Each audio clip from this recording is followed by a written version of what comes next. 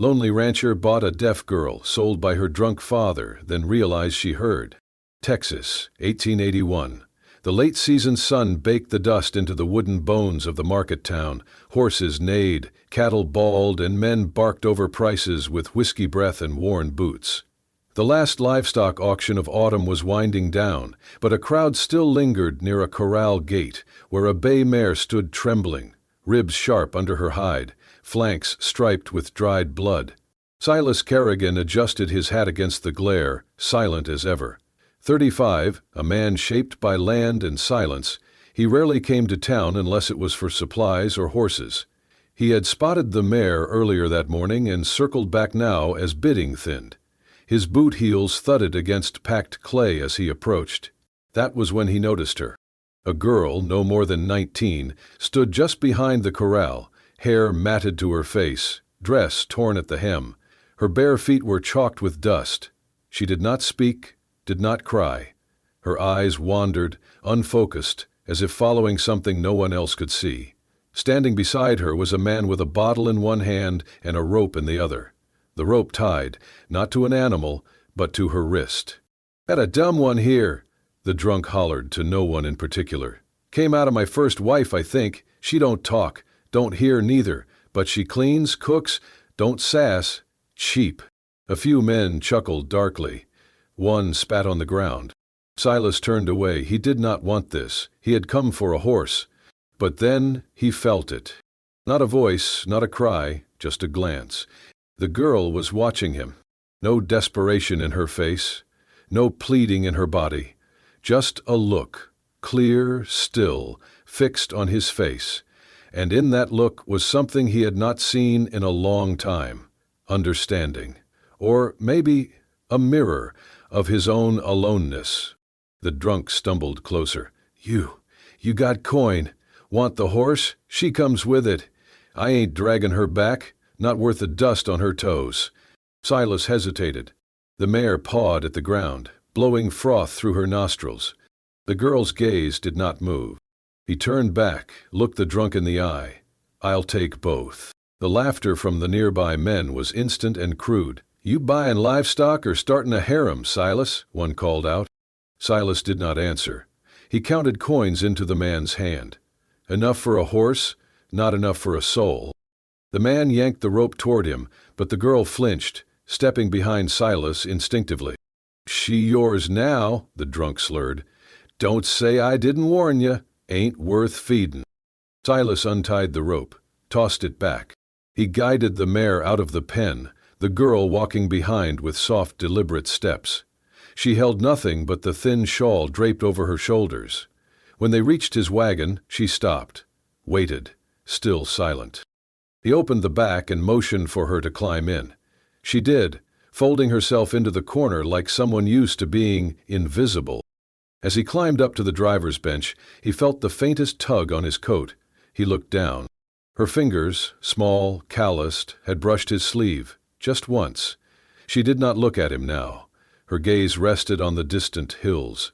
But in that single touch, he felt it. She had not thanked him, had not begged, but she had chosen in that moment to trust him. Silas Kerrigan, who spoke more with horses than men, who lived alone on 200 acres of red Texas clay, with fences for company and scars he never named. And now, a girl who could not hear. A girl who might understand, more than anyone had ever guessed. He snapped the reins. The wagon creaked forward, wheels crunching over the hardpan road out of town. Behind him, the girl sat curled beneath a blanket, face turned to the wind. She never looked back. Neither did he. The wagon rolled through dusk and dust, winding between low hills and scattered mesquite until the fields widened and the sky opened into Texas emptiness. Silas's ranch wasn't much to look at, just a main house with a slanted roof, a few outbuildings and a long stretch of prairie where cattle grazed under open sky. But it was quiet, clean, and for a man like him, it had always been enough. Until now. He helped the girl down from the wagon, unsure if she would bolt or freeze, but she stepped lightly to the ground. Her eyes swept the land, not frightened, just watchful, as if cataloging everything without asking permission. Inside the kitchen, Silas stoked the fire and pointed to the kettle. She nodded and moved toward it without hesitation, finding the tin cups and ladle like someone who'd always belonged near fire and hunger. Still, she hadn't made a sound. After supper, he handed her a piece of chalk from the cabinet and tapped the wooden door frame beside the table. "Name," he said, slowly. She looked at him for a long moment, then crouched beside the frame. With careful fingers, she scrawled a single name in soft, slanted letters. "Emmeline?" He read it once, then twice. "Emmeline," he repeated out loud, like testing how it tasted on the air. She gave no smile, but she turned and walked away, into the darkened barn.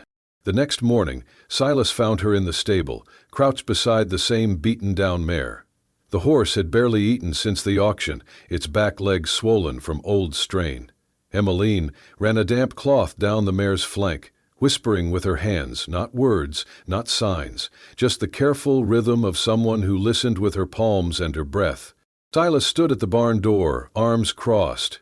He had seen seasoned ranch hands get kicked for less.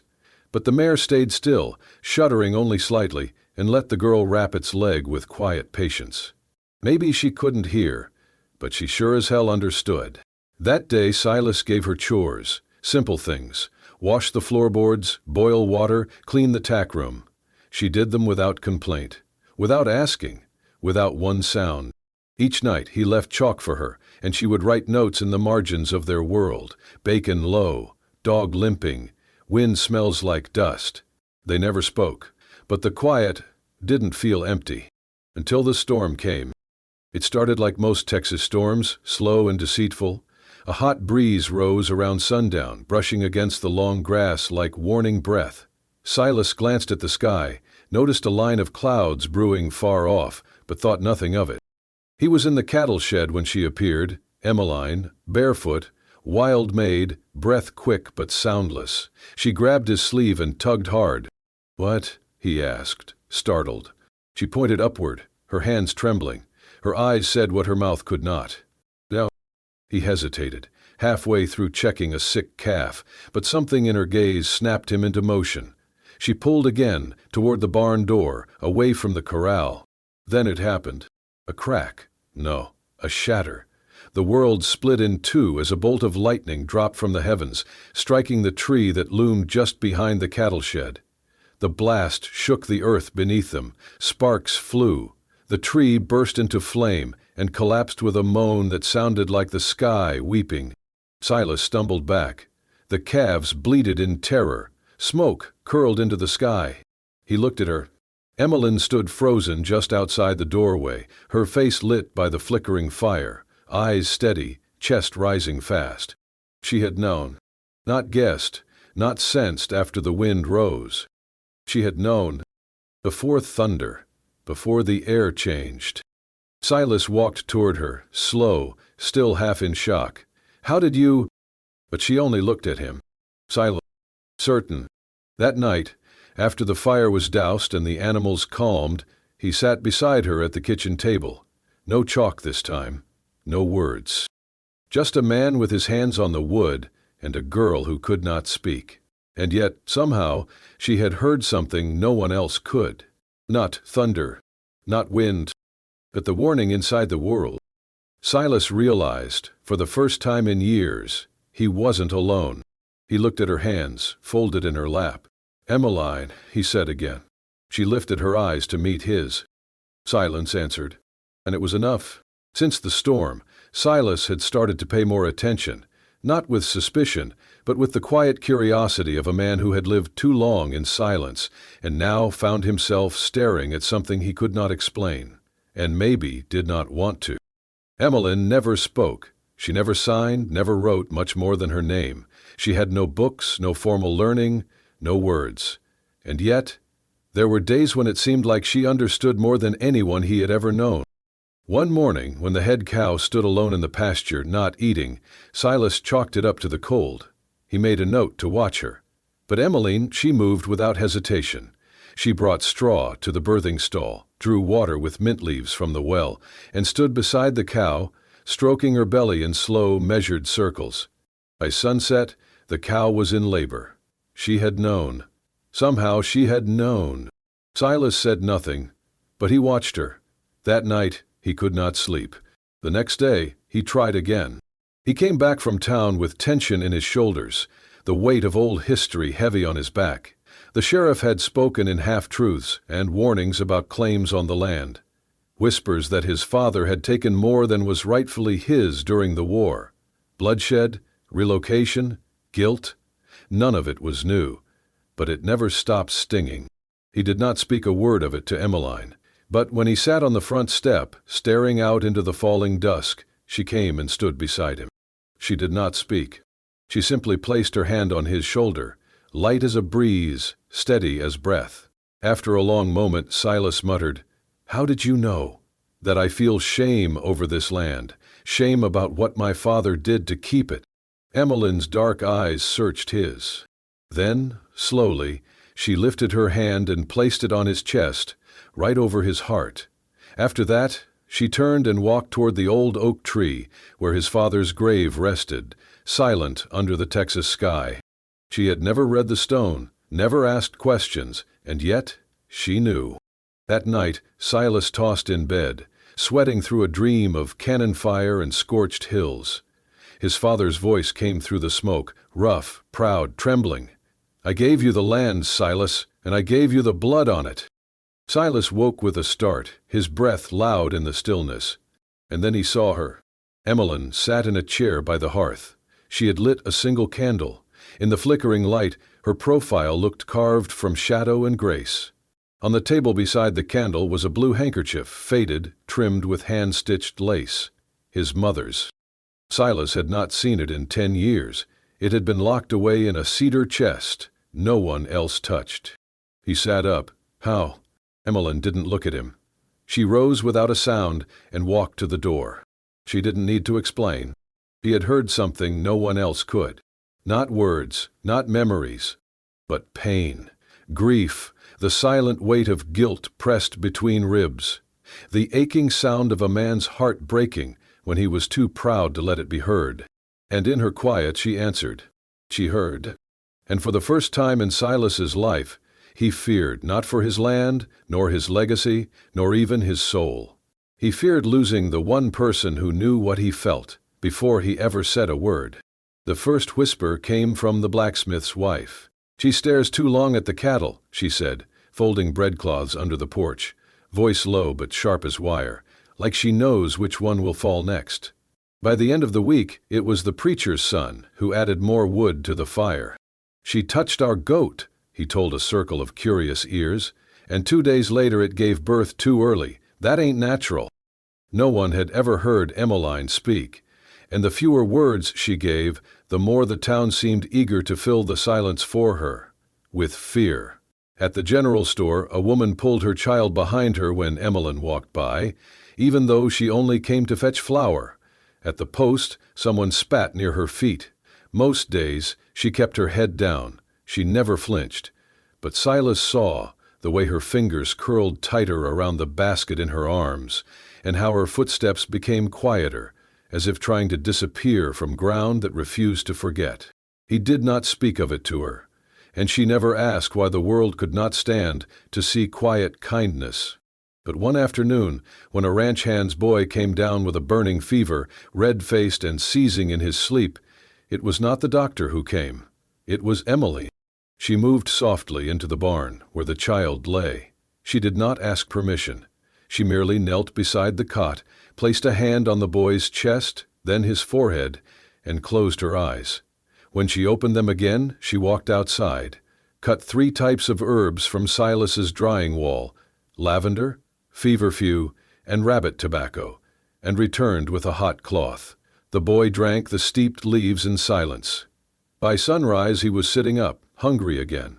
His mother wept, held Emmeline's hand with trembling thanks. But the next day she could be heard whispering at the well. She did not ask what the boy's symptoms were. How did she know? How did she know? The fear was no longer quiet. 3 days later they came with torches, not lit, but carried like promises. 8 men and women, boots kicking up dust, stood at the gate of Silas's ranch. The oldest among them, Mr. Withers, A man whose own daughter had not spoken to him in years stepped forward. "We want her gone," he said. "That girl hears things she ought not." Silas stood in the barn's doorway, arms folded across his chest. He had not shaved in days, and his face was hard as the timber framing behind him. "She's mute," he said. "That ain't the same as deaf," Withers snapped.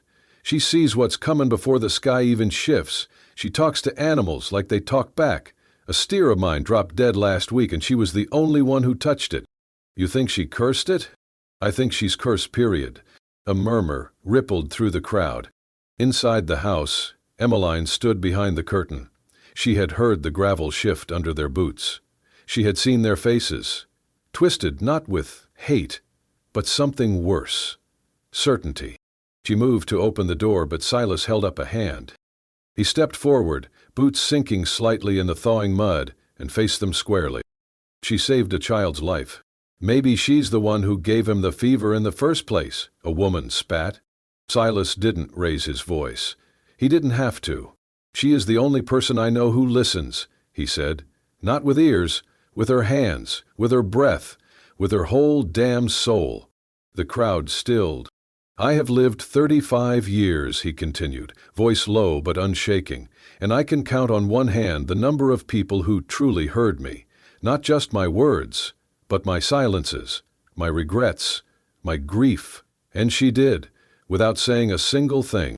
He turned slightly, his eyes sweeping over them. "You want to run someone off for being different, for seeing the world you're too afraid to face? Fine, but you'll have to go through me." Withers opened his mouth, then closed it. No one moved. Then, slowly, the crowd dispersed, torches unused, boots heavy. That night, the ranch was silent, except for the wind. Inside, Emmeline placed a pot of warm cider on the fire, then moved beside Silas at the table. She did not sign, did not write, did not even look at him. But after a moment, she reached out, rested her fingers on his hand. It was not thanks, it was recognition. He turned his palm upward, curled his fingers gently around hers. And together, in the stillness, they listened to the crackle of the wood, the hush of the night, and the bond growing between two souls that never needed words to speak. The first snowfall of December came quiet and slow, like someone laying down a blanket over all that had burned or broken. Emmeline stood by the window of the log kitchen, her fingers threading a needle through scraps of old fabric, leather patches, wool cuffs, the lining from an old coat Silas no longer wore. She was making a cloak, not for herself, but for him. She did not need to hear the wind to know the cold was coming. Silas watched her from the barn door. She moved with purpose, every motion deliberate. She had no words, but in the weeks since the townsfolk had turned away and he had chosen to keep her there, his world had found rhythm again. She brewed coffee every morning before the sky turned gray. She lined the chicken coop with pine needles. She brushed the horses in slow circles and trained the yearlings using gestures no cowboy had ever thought to try. He had never seen animals respond that way to someone. She would stand still, just long enough for a skittish foal to inch closer. Then she'd raise a single hand, slow and open, and wait. And somehow, always, they listened. The silence around the ranch no longer felt like loneliness. It felt like listening. One late afternoon, Silas rode out toward the ridge, checking the fences before the storm they both knew was coming. The light had just begun to dim when his horse startled. A loose rock, maybe, or a scent on the wind, and reared. He was thrown hard, landing shoulder first on frozen earth. The breath rushed from his chest. For a moment he could not feel anything but the throbbing pulse of pain where his arm struck a jutting root. He staggered to his feet, bleeding from the elbow. The sky was deepening fast. He wrapped a cloth around the wound and tried to walk, but each step sent sharp pain through his ribs. When he stumbled into the yard, the last light had faded. Emmeline burst from the cabin before he could knock. She had felt it. Or perhaps she had just known, one of those strange, uncanny instincts of hers that no one could explain. She helped him inside, sat him down by the hearth, and peeled the cloth from his wound with gentle fingers. Her brow furrowed as she worked. She brought water, cleaned the gash, and pressed a poultice of yarrow and pine sap against it. He watched her. "You always know," he whispered. She met his eyes. Then, without warning, she lifted his hand to her face, then pressed her lips, soft, warm, against the edge of the wound. Silas stilled. The fire cracked, and the room seemed to hold its breath. Emmeline did not speak. She did not smile, but something passed between them, like a door opening in the quiet. Later, as the storm rolled in and snow dusted the window panes, Silas sat across from her at the table. He had taken a piece of paper from his desk drawer and written, slowly, carefully, each letter shaped with meaning that could not be spoken aloud. He turned it to face her. "I want to hear your heart," it read, "if you'll let me listen with mine." She looked at the words for a long time. Then her fingers reached out and touched them, one by one, as if to feel the truth inside the ink. When she finally raised her eyes, they were wet, but not from sorrow. She reached across the table and touched his chest, just once, just enough. And then, for the first time since she had entered his life, she smiled. Not a polite smile, not one of fear or thanks, but a smile like sunrise, like something breaking free after being held in too long.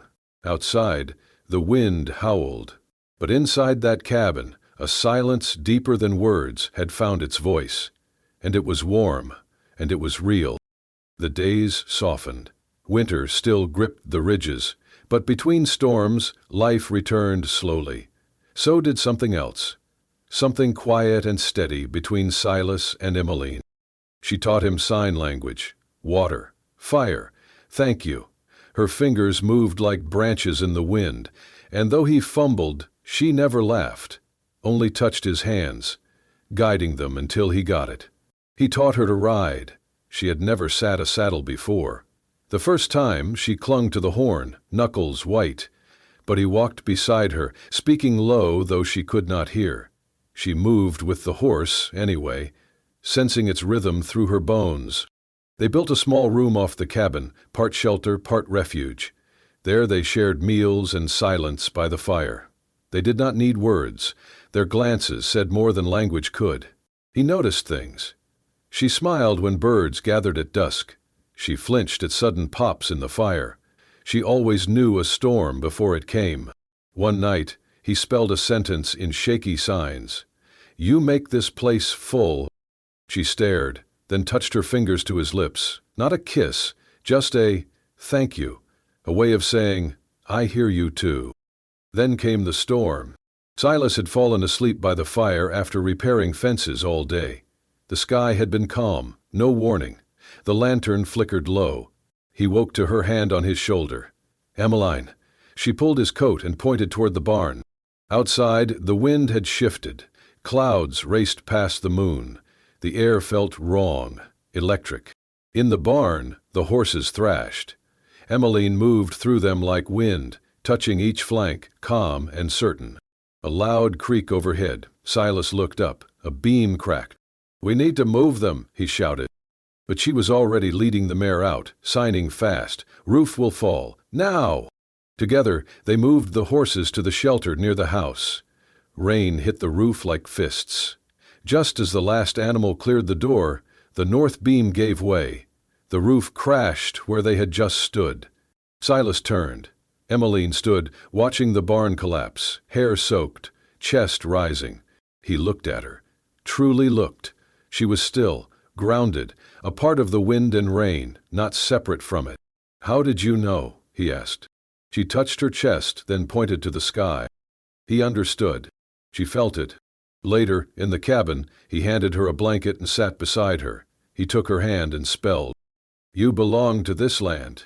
She smiled, then placed his hand on her chest, over her heart. And for the first time he felt her rhythm, quiet, steady. She did not hear like others. She heard deeper. And Silas, in that moment, knew he had finally been heard too.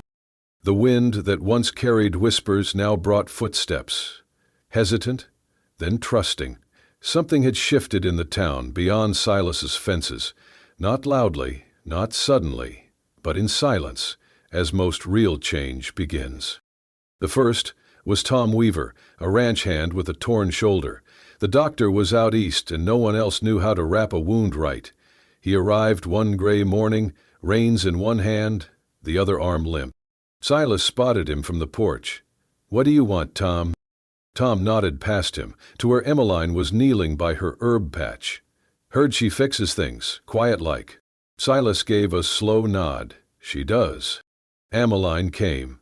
Without a word, she examined the arm, her hand steady, her brow creased in thought. She moved as if listening, not to words, but to something deeper. When she pressed the right spot, Tom winced, then sighed. 2 days later, a widow came. She had not slept in weeks. Emmeline sat with her at dusk, hands gently resting on her shoulders until the shaking stopped. The next morning, the woman returned with a pie and a hand-kit scarf. "For the girl," she said, "the one who hears more than we do." That winter passed with fewer raised voices, fewer names spat in fear. Silas and Emmeline lived as before, quietly, but now passing townsfolk tipped their hats. Some left preserves by the gate. Each morning, Emmeline wrote on the chalkboard beside the kitchen, "Today will be good, I can feel it." Sometimes she was wrong, but most days she was right, and slowly people believed it. Then came the Sunday that changed everything. The frost had just lifted. The church bell rang, and before its echo faded, panic spread. A 7-year-old boy had vanished from his family during morning chores. One boot was found near the tree line. Nothing more. Men shouted, mothers cried, dogs barked. When Silas and Emmeline heard, he reached for his coat. Emmeline, already beside him, placed a hand on his arm, then knelt. She pressed her hands to the earth, palms, wrists, her whole forearm. Then she crawled forward, pausing, tracing subtle marks. A shifted pebble, a broken twig. He stood and walked. He did not look back, but they followed. Silas, then Tom, then others. Through thickets, up ridges, down dry creek beds, until, in a cedar-ringed clearing, they saw him. The boy, curled beneath a bent tree, his ankle swollen, his face streaked with dirt and tears. Emmeline ran. She knelt, checked his leg, brushed hair from his eyes. Then she looked up at Silas. Not proud, not triumphant, just relieved. When the boy was safe and the story retold, no one called her strange. They called her what she truly was, the girl who hears with her heart. The wind moved slow that evening, brushing gently over the tall grass like it remembered every name that had ever been whispered on this land. Years had passed. The ranch still stood, weathered, wiser, wrapped in the steady rhythm of a life not hurried. Silas walked a little slower now, and Emmeline's hair had grown long and silver thread, but neither of them kept track of years in numbers. They counted time in seasons, in moments held quietly between two hands, in the soundless way a heart says, "I'm still here." The children came most mornings. From the town, from the edge of the hills, from places where words were often thrown too fast or forgotten too easily. Here they found something else. They learned to listen, not with ears, but with their whole being. They sat with Emmeline in the garden as she taught them how to know the difference between fear and shyness in the twitch of a rabbit's nose. They stood beside her in the stable and watched her place a single hand on a horse's flank, calming it with nothing but her breath. She did not teach with rules. She taught with silence, and with the rare, precious way she smiled when they understood something without having to say it out loud. Silas built a wooden bench beneath the cottonwood tree behind the house. That's where they sat most evenings, he and Emmeline, shoulder to shoulder, watching the sun settle into the hills. On those evenings, neither spoke much. They didn't have to. He would pour 2 mugs of tea, still warm from the kettle, and she would take his hand, thumb tracing a slow rhythm across the back of it. Sometimes he would bring out an old harmonica and play a tune with no name, and she would close her eyes and sway, as if she could feel the song ripple through the dusk. Then one evening, as shadows stretched across the wheat field and a hush fell over the trees, Emmeline turned to him. She had learned a little speech over the years, not much, just enough to read lips and shape a few careful words. Most days she still preferred her hands, but this time she spoke with her voice, a voice not used to being heard, soft as a leaf falling in snow. "I do not need sound," she whispered, "only you." Silas blinked. For a long moment he said nothing. Then he nodded, gently. His throat tightened as he answered, "I hear you, always have." They stayed like that until the last light faded from the sky. The next morning, a new group of children arrived. Emmeline wrote a sentence in chalk across the wooden slate nailed beside the front door. She did it every morning, like a ritual. Today it read, "The day will be kind. I feel it." No one asked how she knew. They just believed her. And when the old folks in town talked about the girl who once could not speak or hear, they did not whisper the word witch anymore. They called her the one who listens with her heart. Some still shook their heads in doubt, but most just smiled or nodded or came by with a pie and stayed long enough to leave with something gentler in their chest. That winter, a boy got lost during a snowstorm. Emmeline knelt in the snow outside the barn, pressed her palms to the ground, and tilted her face to the wind. Then she stood, pointed west. Silas followed her for 3 miles through a grove of pine until they found the boy curled beneath a fallen log, alive, frightened, but safe. They never questioned her again after that. The final scene of the year found Silas and Emmeline walking together through the pasture. The sky was wide, brushed with amber and lilac. Their steps were slow, steady. A mare and her foal grazed nearby. The world was quiet, but never empty. They stopped at the top of the hill. Emmeline turned to him and, for the first time, laughed. Not a loud sound, but a ripple of air that shook her shoulders and lit her face like dawn. Silas smiled and kissed her temple. No one told their story. It didn't need to be told, because it was still happening. And sometimes the truest love is not the one shouted from rooftops, but the kind that walks beside you in silence every day and never asks to be anything more than real. If your heart has ever paused for a gaze that understood without words, if you believe that love does not need a voice to be heard, only a soul brave enough to feel, then the story of Silas and Emmeline was meant for you. Out on the quiet plains of the American West, where wind and silence speak in the same tongue, a lonely rancher and a girl the world called deaf discovered a language deeper than sound, a language of hands, of glances, of hearts that knew how to listen. Thank you for walking this journey with us. If stories of love that endure through prejudice, pain, and unspoken grace speak to you, subscribe to the Wild West Love Stories channel.